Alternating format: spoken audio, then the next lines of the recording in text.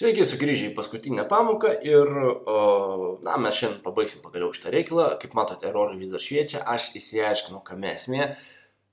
Taigi, tas dalykas, kas, sakykime, yra būtent pas C++ labiausiai užsensantis, būtent include. Aš neįsirašiau dviejų include ir būtent dabar tai noriu pasidaryti.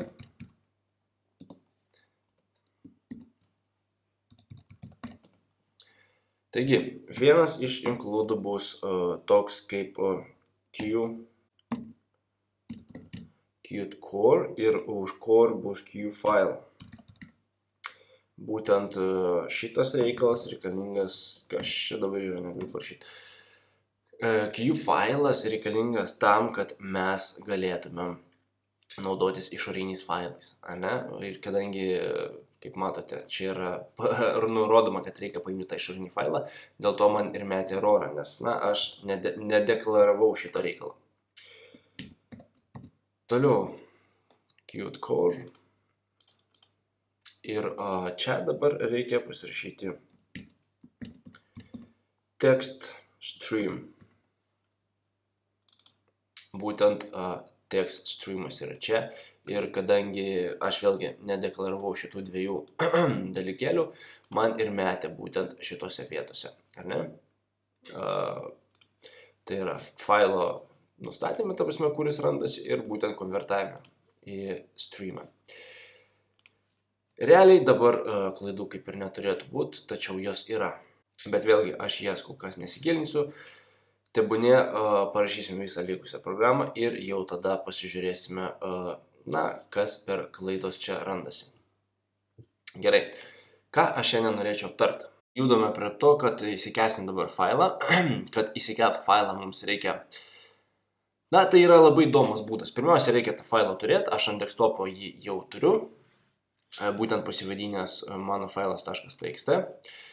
Ir dabar, ką mums reikia daryti, tiesiog paspausti File, New File or Project, tada Qt ir Qt Resource File. Spaudžiam Choose. Čia reikia įsirašyti kokį nors pavadinimą. Iš tikro, tai jokio skirtumo neturi, su nieko nesusijęs, tai tiesiog pavadinkime jį paieška. Spaudžiam Next. Būkite tikri, kad mes dirbam su tuo projektu, su kuriuo mums reikia dirbti. Spaudžiam Finish. Ir kaip matote, pas mus atsirado resource, būtent paieška QRC. Toliau mums reikia prisidėti prefixą, tai spaudžiam add, kaip matot, failą negalim dar pridėti, add prefix ir jį tiesiog pakeisti į tokį brūkšnelį, pasvirusį į dešinę. Ir tada galim spausti add files. Ir ant mūsų desktopo, kur aš turiu išsisaugojęs mano failas .txt, paspaust Open ir realiai mes visą tą reikalą nusikopijuosim. Ir žinom, mes tai turim įsisaugoti būtent ten, kur yra mūsų resource folderis, kitaip sakant, čia. Įsisaugom, ne? Štai ir yra mūsų, tai yra mano failas .txt su visų tekstu.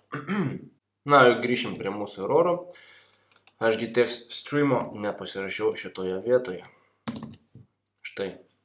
Dabar realiai, jeigu aš pasileisiu, bus arba kitas klaidos, arba mūsų programa tiesiog šaus į mūsų ekraną. Ir kaip matote, mūsų programa pasileido, tai yra šioks toks info. Šitą info, tarp kitko, pamatysite mano tinklapio naujame dizaine, kuris šaus į mūsų ekranus kaip šita programa naujam sezone, kuriame mokinsiu HTML5 ir CSS3. Taip, tai bus naujas sezonas. Kodėl aš šneku apie tą naują sezoną? Galbūt todėl, kad šis sezonas baigėsi. Taip, tai yra paskutinė pamoka būtent šitos programos ir paskutinė pamoka C++.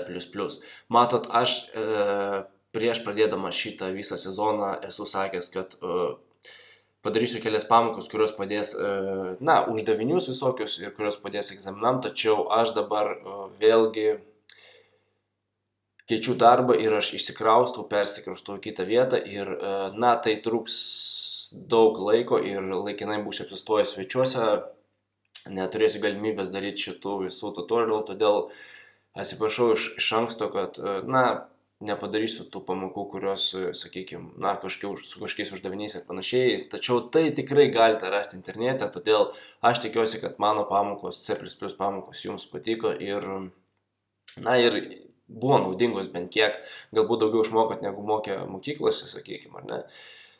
Ir noriu palinkėti tiesiog geros vasaros, kad jin būtų graži, kad, nesirgtumėt kaip aš dabar buvau ir vis dar truputėlį su sloga. Gerai praleiskit laiką, tiesiog daug šalto alaus, karštų panų, gražių orų ir su jumis turbūt susitiksime naujam sezone, kaip ir sakiau, HTML5 ir CSS3 ir tai bus turbūt rugsėjo kažkur mėnesį. Kaip ir iki šiol, kaip ir visi sezonai startuodavo rudenį, taip ir šitas startos. Noriu pasakyti, priminti, kad galite palaikinti mano puslapį Facebook'e, aišku, mano tinklapyje taip pat bus atnaujinama informacija ir viską, ką jūs turite žinoti apie naują sezoną, jūs sužinosite būtent Facebook'o profilyje, būtent eligijus.lt su treitu arba mano tinklapyje. Taigi, daugiau informacijos, kaip ir sakiau, rasite ten, o aš su jumis daugiau nebekvaršinu galvos, nei jums, nei savo ir keliauju atostogauti. Taigi, gerų atostogų ir susimatysim po vasaros. Viso gero.